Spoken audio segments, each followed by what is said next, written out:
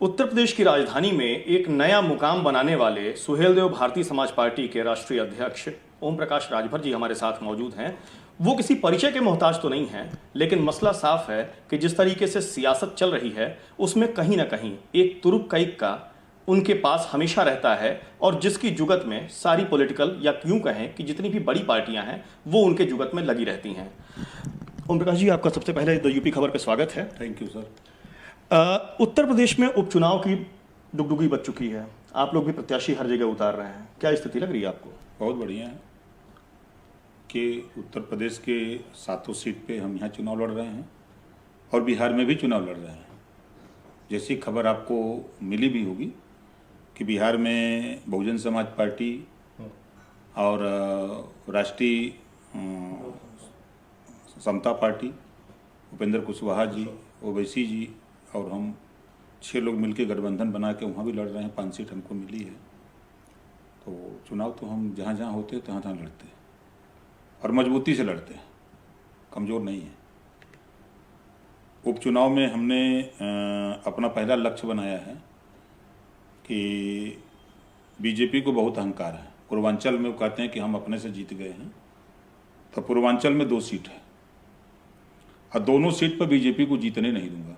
हमारा पहला लक्ष्य, देवरिया तो जीतूंगा और मल्हनी बीजेपी को हराऊंगा और शेष सीटों पर अपनी ताकत इकट्ठा करूंगा। यही है हमारी तैयारी। ओम प्रकाश जी, आपके बारे में ये कहा जाता है कि मतलब आप बड़े दमखम वाले नेता हैं, सड़कों पर आंदोलन करने वाले नेता हैं, तो ये वोट कटवा की राजनीति कब से शुरू कर दी आपने? देखिए, जब मैं 2002 में पार्टी बनाया तब मुझे लोग वोट कटवा कहते थे। जब मैं चुनाव नहीं जीतता था लोग कहते थे कभी जीतबे नहीं करेगा। फिर हम चुनाव जीत गए तो जीतने के बाद विरोधी ये कहने लगे कि ये कबो सरकार में नहीं जाएगा। सरकार में भी चले गए तो लोग कहते थे सरकार में जाकर सभी नेताओं की तरह ये भी चुप मार जाएगा। सरकार में जाकर के पूरे देश को एहसास करा दिया कि बाबा साहब डॉक्टर अम्बेडकर के बाद गरीब, कमज़ोर, वंचित, पिछड़े, दलित, अल्पसंख्यक की लड़ाई लड़ने में बाबा साहब डॉक्टर अम्बेडकर के बाद कैबिनेट मिनिस्ट्री से अगर कोई इस्तीफा दिया बाबा साहब के बाद तो ओम प्रकाश राजभर। 2 साल सदन में रहा हूँ, मिनिस्टर की हैसियत से सरकार से लड़ता था। ये इतिहास में शायद पहला कदम रहा होगा। तो अब लोग क्या कहते हैं, इस्तीफा तो दे दिए हैं, अब नहीं जा सकते, अब चुनाव नहीं जीतेंगे। खासतौर से बीजेपी के लोग कहते हैं।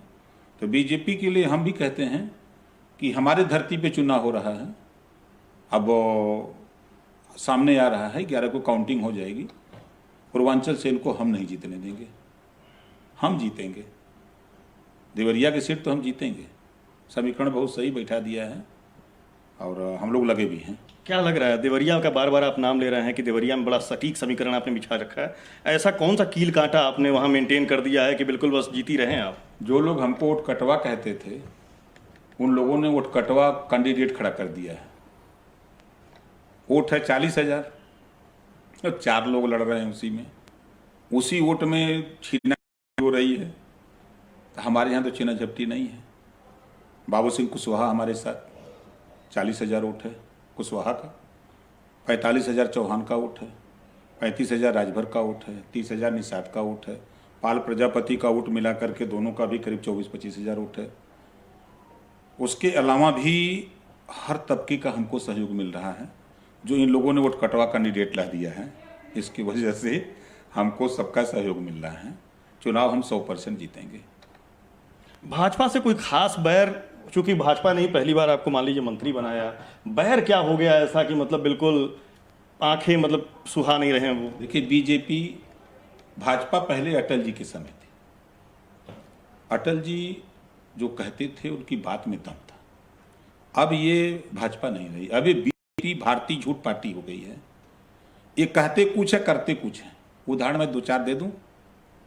मोदी जी ने कहा हम देश बिकने नहीं देंगे, रेलवे बेच दिया, बैंक बेच दिया, LIC बेच दिया, कोयले की खदान बेच दिया, BSNL बेच दिया, 28 विभाग बेच दिया। हम देश बिकने नहीं देंगे। हमको राष्ट्रभक्ति का पाठ पढ़ाते हैं और हमने जो पढ़ा है, जो देश की संपत्ति बेचे, देश को नुकसान पहुंचावे, वो देशद्रोही कहा जा सकता है, देशभक्त कभी नहीं हो सकता है।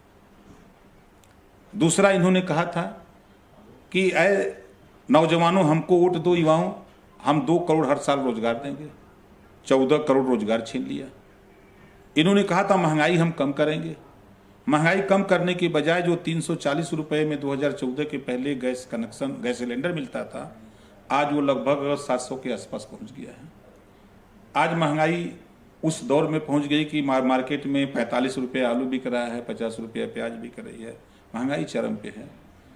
ये कहते हैं कि एक देश एक टैक्स होगा। जीएसटी जब ले आए तो इन्होंने, देश के प्रधानमंत्री जी ने कहा कि एक देश एक टैक्स होगा। सभी लोगों ने स्वागत किया, लेकिन फिर पेट्रोल और डीजल पे जीएसटी क्यों नहीं? पेट्रोल और डीजल पे जीएसटी न होने का कारण, पेट्रोल और डीजल पे जीएसटी न होने का कारण आज महंगाई चरम पे है। आज पेट्रोल और डीजल पे जीएसटी लग जाए तो आधे दाम पे बिकेगा, क्योंकि वो उस पे जीएसटी इस नाते नहीं लगा रहे हैं क्योंकि वो अडानी और अंबानी का कारोबार है, इस वजह से वहाँ नहीं लग रहा है। ये झूठ बोलने वाले लोग हैं। मैंने तो सदन में, विधानसभा के अंदर कहा, आपने सुना भी होगा, वीडियो भी है गूगल पे, कि दुनिया में अगर झूठ बोलने वाली अगर कोई पार्टी है तो उसका नाम बीजेपी, भारतीय झूठ पार्टी। भाई आप लोग तो झूठ बोलने में माहिर हो। इस सदन में मैंने कहा था, जहां 403 एमएलए बैठे।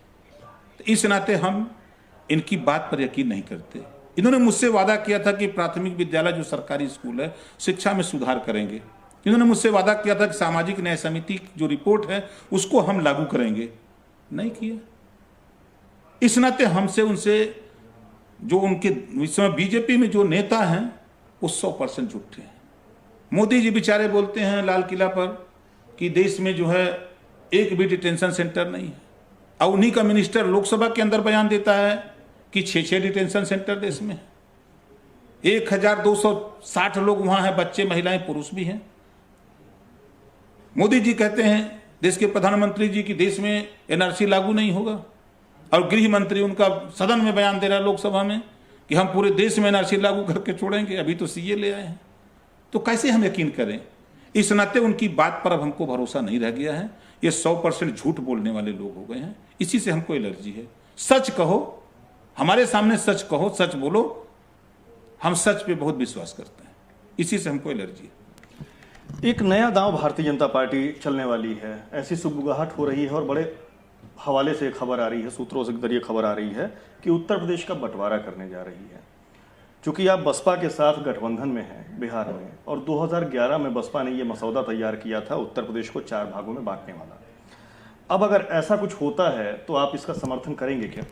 हम तो 2002 से प्रदेश के बंटवारे की बात करते हैं। मैं जब भी पश्चिमी उत्तर प्रदेश में गया, चाहे मुरादाबाद गया, चाहे आगरा मंडल गया, चाहे मेरठ गया, तो वहाँ के लोगों की अलग डिमांड है। वहाँ के लोग इलाहाबाद आते हैं। आज तक सारे नेता, उनके सांसद, विधायक चुन के जाते हैं। एक भी व्यक्ति नहीं बोलता सदन में, एक गूंगे बहरे होकर बैठे रहते हैं। एक हाई कोर्ट की बेंच की उनकी डिमांड है। प्रधानमंत्री ने आश्वासन दिया, मुख्यमंत्री ने आश्वासन दिया, लेकिन कुछ नहीं हुआ। हम तो 2002 से प्रदेश को 4 भागों में बांटने के लिए, पूर्वांचल, मध्यांचल, बुंदेलखंड और हरित प्रदेश, हम तो मतलब ओम प्रकाश राजभर का एक बार सुर फिर बीजेपी से मिलता हुआ दिखाई देगा आने वाले दिनों में, ऐसा माना जाए? जब हम बीजेपी के साथ नहीं थे 2002 से, जब बीजेपी का कोई मतलब नहीं था प्रदेश में, हम उत्तर प्रदेश के बंटवारे के पक्ष में हैं। जैसा कि देश को आज़ादी दिलाने वाले जो महापुरुष थे उनकी सोच थी, चाहे चंद्रशेखर आजाद, भगत सिंह, डॉक्टर अम्बेडकर, सबकी सोच थी, सरदार पटेल, कि देश आज़ाद होगा, छोटा छोटा प्रदेश होगा, कुटीर उद्योग लगेगा, कच्चा माल सरकार देगी, तैयार माल सरकार खरीदेगी। लेकिन ये उधर नहीं गए। इस नाते हमारे शुरू से 2002 से पार्टी बना के हम बार बार चिल्लाते हैं कि हम प्रदेश को 4 भागों में बांटना चाहते हैं। जिस दिन बंटवारा हो जाए उसी दिन प्रदेश में जो अपराध है वो रुकेगा, जो नौजवान बेरोजगार हैं ज़्यादा बड़ी संख्या में, उसको भी रोजगार मिलेगा। 4 सोच होगी ना, एक सोच है, एक सोच में 24 करोड़ लोग हैं, और 4 सोच में बंटवारा हो जाएगा तो 6 करोड़ हो जाएंगे। लेकिन एक और चीज़ तो है, जैसे मान लीजिए कंटेस्टेंट के तौर पे आप तो रहेंगे, लेकिन वहाँ पर भारतीय जनता पार्टी, जो आपके तक कहे अनुसार भारतीय झूठ पार्टी है, और कांग्रेस भी मौजूद रहेगी। उनका ये मानना है कि छोटी पार्टियां साफ हो जाएंगी, उनका सुपड़ा साफ हो जाएगा। उनको भरम है। जिस दिन छोटा प्रदेश हो जाएगा उस दिन चारों स्टेट में छोटी पार्टियों का राज हो जाएगा। पूर्वांचल में हम चुनौती देते हैं, हम पूर्वांचल की बात कर लें, पूर्वांचल में चुनौती देते हैं, आ जाए भाजपा, कोई पार्टी आ जाए, जब तक ओम प्रकाश राजभर नहीं चाहेगा तब तक सरकार नहीं बनेगी। हम ले चलें आपके हरित प्रदेश में, आज की तारीख में वो कुवत हम लोग पैदा कर चुके हैं, जो हम लोगों का मोर्चा है, चाहे वो बुंदेलखंड हो, चाहे हरित प्रदेश बने, चाहे पूर्वांचल, चारों स्टेट में सरकार बना के दिखाऊंगा। नहीं बंटवारा हुआ तो उत्तर प्रदेश में 2022 में सरकार बना के दिखाऊंगा, और जिसका मिसाल हम आपको देवरिया देने जा रहे हैं। ऐसा नहीं कि ये लोग कैंडिडेट अपना वोट कटवा खड़ा किए हैं, रिश्वतें नहीं। हम पहले से मन मिजाज बना करके वहाँ काम कर रहे हैं। हम 2 महीने से वहाँ माहौल को ठीक कर लिए हैं। और जैसे किसी कवि ने लिखा है ना कि खोज खोज हथियार भगावा, ऐसे सबक उलायल बा, पता न पाव दियनी के पियनी तरसार लुकायल बा, जो उसका कवि का शीर्षक है। गरीबी, बेरोजगारी, अशिक्षा जो प्रदेश में है, उसके जिम्मेदार सिर्फ नेता है, समाज नहीं है। आज जो अपराध, बलात्कार है, हत्या है, लूट है, डकैती है, मारपीट है, चरम पे है, इसके जिम्मेदार कौन है? बीजेपी नेता, योगी जी खुद हैं। एक खुदा ब्यूरोक्रेट के गुलाम हैं। अभी इन्होंने बनाया 11 टीम कोरोना से निपटने के लिए। अरे भैया, टीम 11 आपने बनाया तो टीम 11 में आप जब स्वास्थ्य मंत्री को नहीं रख रहे हो तो कौन सी टीम 11 बना रहे हो आप? स्वास्थ्य मंत्री गए और आपका डिप्टी सीएम पर विश्वास नहीं। 2 ठीक है, एक बैकवर्ड है, एक फॉरवर्ड है, सामान्य वर्ग के हैं, किसी पे विश्वास नहीं है आपका। अकेले आप और 10 ब्यूरोक्रेट आप रख लेते हो, जो वो कहते हैं वही करते हो। उसी का नतीजा, जो अपराध बढ़ रहा है, जो गुंडा राज हो रहा है, जो अधिकारी गुंडा टैक्स वसूल रहा है, एक तो वर्दी में वसूल रहा है और एक बिना वर्दी का। और वर्दी वाला, जब महोबा का एसपी का मैंने सुना, देखा वीडियो कि 6 लाख रुपया बेचारा वो दिया, और जब दूसरे महीना नहीं दिया तो गोली मार दिया। जिस राज्य में एसपी गोली मार रहा हो तो वो शासन कैसा चल सकता है? जहां अभी पूर्व डीजीपी जो मुख्यमंत्री के साथ 2 साल रहा हो, एसआईटी जांच में खुलासा हो गया कि 60 लाख, 80 लाख, 50 लाख लेकर के जिले पे भेज रहा हो, तो क्या दरोगा से आप न्याय की बात कर सकते हैं? क्या उससे उम्मीद कर सकते हैं कोई मेरी बात मानेगा? जो भी एसपी जाएगा, जो भी कप्तान जिले में जाएगा, वो जा करके वहां सीधे सीधे थाना बेचेगा। जब थाना खरीद के कोई इंचार्ज बनेगा तो वो भी जनता जब जाएगी न्याय के लिए तो 20 लाठी मारेगा, भाग यहाँ से, लिया माल। खुलेआम थाने पर मांगा जा रहा है पैसा। पहले तो रेट था समाजवादी पार्टी में, तो बहुत पहले बताया था, मिनिस्टर था तभी। समाजवादी पार्टी की सरकार में 500-1000 में काम हो जाता था। यहाँ 5000 से शुरू हुआ है 10,000, अब तो 20 से 25,000। अब तो दरोगा ट्रेनिंग दे रहे हैं कि छोटे छोटे ना पकड़ो, ऐसे लोगों को पकड़े जो 10-20 लाख दें। ऐसे लोगों को पकड़ने की ट्रेनिंग रायबरेली में दी जा रही है। कहाँ तक हम बताएं इस सरकार की? तो शुद्ध रूप से राजा को पता नहीं है, वो ब्यूरोक्रेट अपना मनमान कर रहे हैं। अब आप बताइए, जो टेम्परेचर कोरोना में नापने का, वो उसका थर्मोकोल क्या कहते हैं, नाम हम नहीं कन्फर्म है, थर्मामीटर 800 रुपये में कोई जाकर खरीद ले। ऐसी सरकार खरीदवा रही है 7,500 में। कमीशन कहाँ जा रहा है? बीजेपी कार्यालय बन रहे हैं 900 कार्यालय, 500 बड़े बड़े तैयार, 400 निर्माणाधीन। दिल्ली का पार्लियामेंट बन रहा है 860 करोड़ में, अब बीजेपी का कार्यालय बन रहा है 1490 करोड़ में। बाहर देश कहाँ से आया पैसा? उन्होंने फैक्ट्री भाजपा लगाई है। ये सब लूट रहे हैं देश को। इस नाते कि आपको बता दूं, गुजराती बिजनेसमैन होते हैं। उत्तर प्रदेश का राज्यपाल गुजराती, सीबीआई का चीफ गुजराती, ईडी का चीफ गुजराती, आरबीआई का चीफ गुजराती, सुप्रीम कोर्ट का चीफ गुजराती, गृह मंत्री गुजराती, प्रधानमंत्री गुजराती, कारपोरेट घराने के सब गुजराती, देश का रुपया लेके भागने वाले सब के सब गुजराती, जितने बड़े ठेके पट्टे हैं सबके सब गुजराती कर रहे हैं। तो पूरे देश को ये लूट रहे हैं और हम लोग सावधान नहीं हुए, इनके चक्कर में पड़े थे। पूरे देश में बेच के मोदी जी कह रहे हैं, एक बार का हम सुने हैं वीडियो, कि हम तो फकीर आदमी हैं, झोला उठा के चल देंगे, क्या करेगा कोई? वही ये करने वाले लोग हैं। प्रदेश में आजकल कानून व्यवस्था, जैसे आपने बात उठाई कि कानून व्यवस्था और तमाम हत्या, अपराध, लूट, डकैती, ये सारी चीज़ें बढ़ गई हैं। एक विशेष बल का गठन भी किया गया योगी जी की तरफ से। मुख्यमंत्री ने निर्देश दिए कि जितने भी इंडस्ट्रियल बेल्ट हैं उनकी सुरक्षा की जाएगी, बेटियों को पूरी आज़ादी मिलेगी, बेटियों को न्याय देने के लिए फास्ट ट्रैक कोर्ट भी बनाए जाएंगे, उनके निस्तारण भी किए जाएंगे। इसको लेकर के लगता है क्या कि कथनी और करनी में कुछ फर्क है क्या? ये सिर्फ या तो योगी जी के जबान पे है, या तो कुछ ऐसे चैनल हैं जो उनके मालिक लोग उनके गुलाम हैं, वही लोग उसको दिखाते हैं। धरातल पे कुछ नहीं है। अभी अभी हाथरस कांड तो देखा आपने, अभी आपने देखा गोरखपुर में दिन दहाड़े लड़की के साथ क्या हुआ। हाँ, अभी आपने देखा 5 घटनाएं अभी 4-5 दिन के अंदर की हैं जो बलात्कार की। लड़की फांसी लगा लिया घर में, लड़की दिन में कूद जा रही है कुएं में, उसके साथ ऐसे इस तरह की हरकत हो रही। तो ये शुद्ध रूप से ये उत्तर प्रदेश नहीं बल्कि योगी जी के राज में ये अपराध प्रदेश हो गया है और यहाँ कानून नाम की कोई चीज नहीं है। यहाँ जब जो सुरक्षा कर्मी है वो मारे जा रहे हैं, 8 पुलिस वालों को मारा गया तो वही मारे जा रहे हैं। पत्रकार सही बात दिखा जा रहा था, हजारों पत्रकार के ऊपर मुकदमा लिख के जेल भेजा जा रहा है, चाहे वो मिर्जापुर का है, चाहे वो आपके वो उन्नाव का हो, चाहे मतलब लखनऊ का ही क्यों न हो। हजारों पत्रकारों के ऊपर सही बात बोलने पर मुकदमा लिखा जा रहा है। तो चारों तरफ से हिटलर शाही है, हम चाहे कुछ भी गलत करें आप बोलो न, ये सरकार का हिटलर शाही रवैया है। कुछ नसीहत देंगे क्या कि भारतीय जनता पार्टी के जो अगले 1.5 साल बचे हुए हैं या 1.25 साल कहें बचे हुए हैं, इसमें कुछ जनता की सुनवाई हो जाए, जनता के लिए बेहतर काम कर दें योगी जी? कि हमने तो सदन में एक बार उनसे, जब मैं साथ में था तो हमने 3-4 बार सुझाव दिया। तो देश की बड़ी विडंबना है कि छोटा नेता अगर किसी बड़े नेता को कोई सलाह देता है तो सोचता है कि हमसे बड़ा विद्वान बन रहा है। अरे भाई, अच्छी बात ग्रहण कर लो, बुरी छोड़ दो। अब उनको हम सलाह नहीं दे सकते। हम तो और कह रहे हैं कि सदन में मैंने कहा था, विधानसभा के अंदर मैंने कहा था कि थोड़ी उपद्रव और करो, आप लोग थोड़ी उपद्रव और करो, 1.5 साल बचा हुआ है, ताकि जनता डंडा लेके तुम्हें दौड़ावे। अगर वोट मांगने जैसे बिहार में जा रहे हैं तो जनता लेके दौड़ा रहे, कैसे आ गए तुम, कहाँ वोट मांगने आ रहे हो, बताओ, हिसाब दो 5 साल का।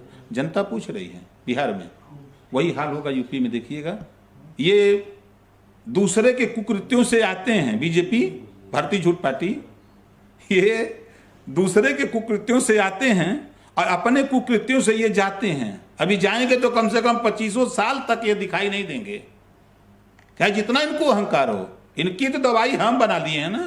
भागीदारी संकल्प मोर्चा का भी हवा में लोग समझ रहे हैं ना। इस मोर्चे के पास हर विधानसभा में 2 लाख, 2.5 लाख, 1.5 लाख, 2.25 लाख वोट अभी वर्तमान में है। अभी और लोगों के लिए दरवाजा खोल दिए हैं और धीरे धीरे वो सब चल दिए हैं और टाइम आते आते उसमें हिल जाएंगे।